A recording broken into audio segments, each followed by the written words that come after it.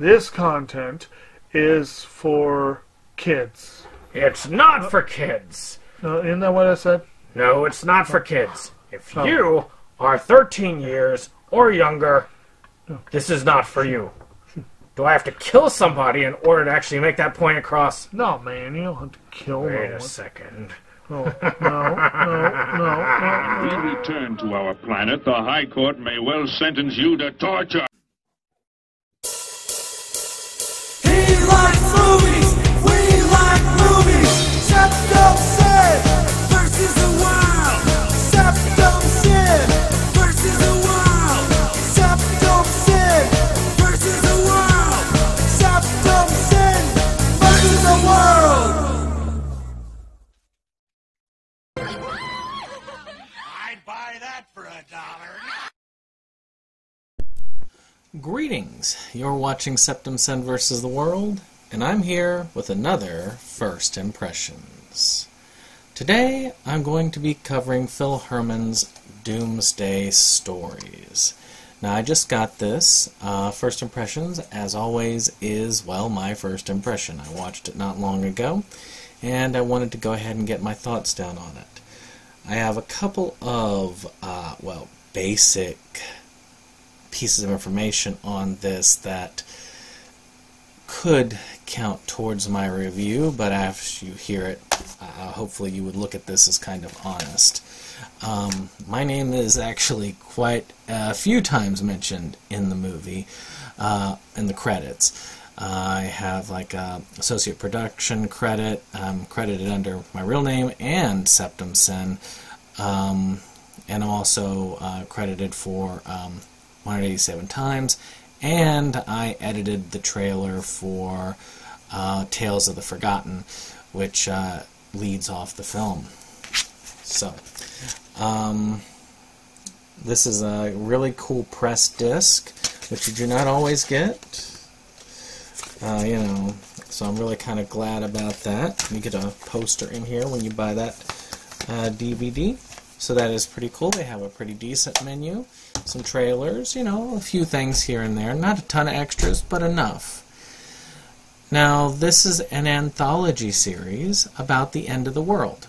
Now, if you have seen Ravage Nation, which I have a review on elsewhere on here, it takes place in the same apocalypse. Essentially, there's this virus that came out, and it causes these people to become kind of zombies. They call them the Meanies. Interesting name. And how people are surviving in this apocalyptic world with war and all sorts of things. So these are all occurring in the same world as Ravage Nation. So I think if you liked Ravage Nation, well, I will get into recommendations at the end, but I do feel like there is some similarities. But the way that it's presented is not so similar. So you follow this guy, I think Zordak, Zordak, by Phil Herman on the beach, and he finds this book which has some of these stories in it. And most of the stories come from the book except for a couple, which is kind of him reminiscing. So let's talk a little bit about each one. We've got A Broken Promise, which is about this kind of survivor in the apocalypse, and his pregnant wife died, and he wants to get his daughter back, essentially. The second one is Bomb Threats, about this woman who kind of blows off this one dude and then ends up having to get help from him for a bomb shelter that he has. There's a segment, technically, that's more of a Phil Herman segment, where it's about a bunch of people calling back and forth and having to deal with the virus striking. Very much reminiscent of some of the stuff that I saw in Horror Tales 666. And then, of course, the third segment is Forever Man, which is about the current president kind of running the country and selling American organs while the people are still alive. And this one person who's had a lot of the limbs off and is kind of cybernetic has decided he's going to take it back. And then finally we have Joel Wynkoop's 187 Times, which is the longest run time, I think, at least it feels that way, in this about this guy who is trying to prevent this using a time machine. So that's the whole of it. And again, with Phil Herman kind of doing the wraparound while he's on the beach reading these stories or reminiscing. And there's definitely room for a sequel the way that they have it there. I'm sure that we are not done with this world. Well, actually, I know we're not done with this world. Because 187 Times is going to get a feature film.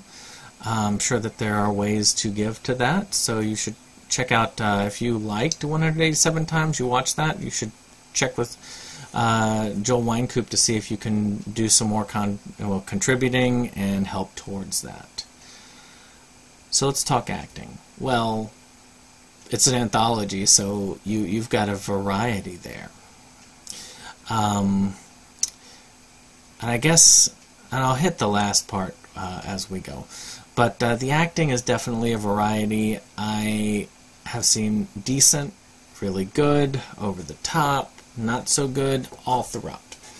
And each one of the segments has a variety.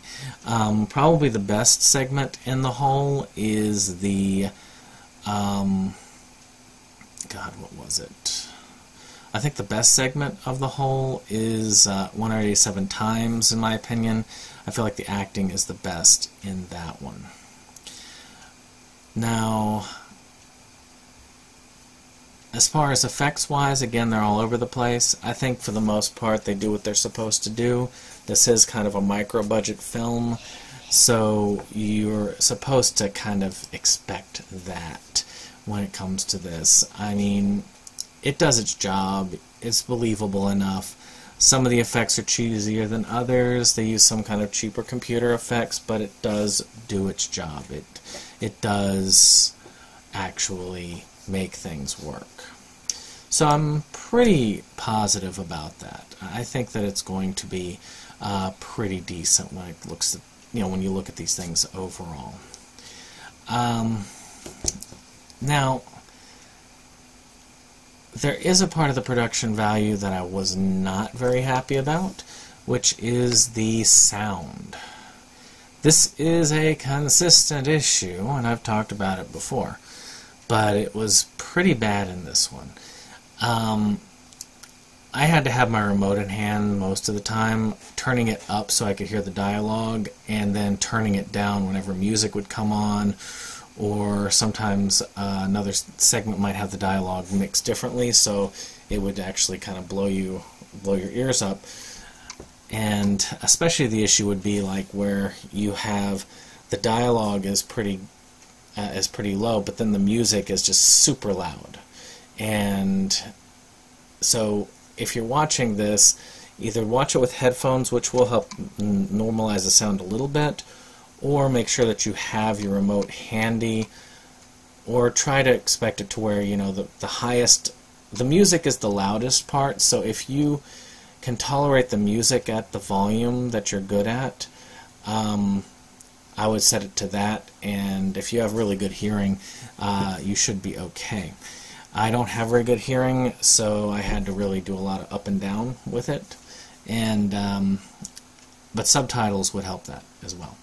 But definitely leveling of the sound is needed throughout this.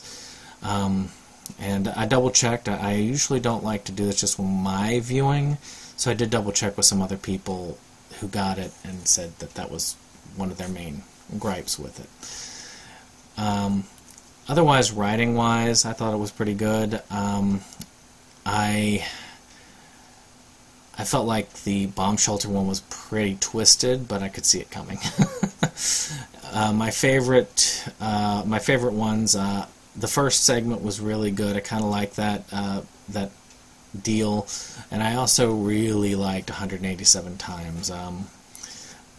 When Joel Wynkoop really gets going, it just shows on his screen. So definitely I would check that out, if anything. The others were pretty good. Overall, I want to see that kind of one where the guy goes against the president again, because that one looks fun. I think it was pretty good. like I said, there was nothing that I thought writing-wise was bad. I kind of like the fact that they call them meanies. It brings me a chuckle each time. But finally, let's go with the music.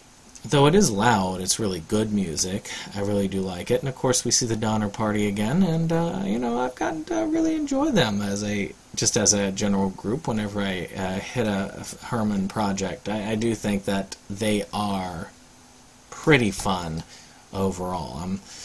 I've actually been looking forward to this for a while. I mean, if you can see, I've got 2 of these. I got 2 of these shirts. I've got a mug, which I did forget to bring out. Hold on 1 second. Did a quick cut so I could get the mug. I mean, you can see, like, you've kind of got, like, the Doomsday stories with the bomb shelter one. Got his 187 times on there. You got different things on there. Forever Man up there. You got this one, A Broken Promise, which is the first one, which is really good.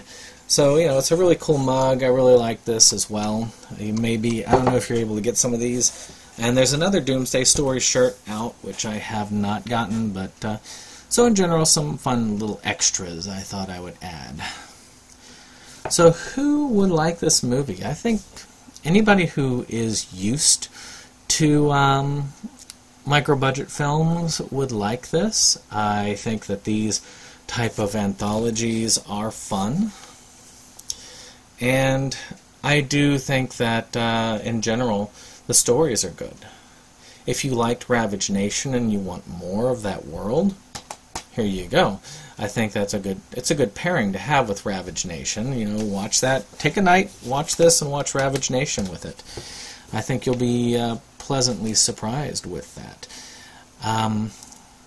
If you like horror anthologies, it's a mixed bag. It depends on the level. Again, you got to be more into the micro-budget because it does take some understanding in that level, or at least low-budget phase. I think if you really like the high-budget special effects and sound mixing and all, you're not going to really be into any of these anyway. But I do think that if you do like a lot of the micro-budget films, if you do appreciate some of the creativity these directors go through, I do think you could do worse than Doomsday Stories. So finally, let's talk about Tales of the Forgotten. So that's going to be a anthology film by David Strege, who runs Inside Movies Galore. And this is his first trailer, so they are presently filming it. And you can be looking for that in the space, hopefully within the next year. That should be ready. So that's going to be pretty cool. We got to see some wraparounds with Boris, so if you like Dark Zone 13, you'll get to see that character come back again.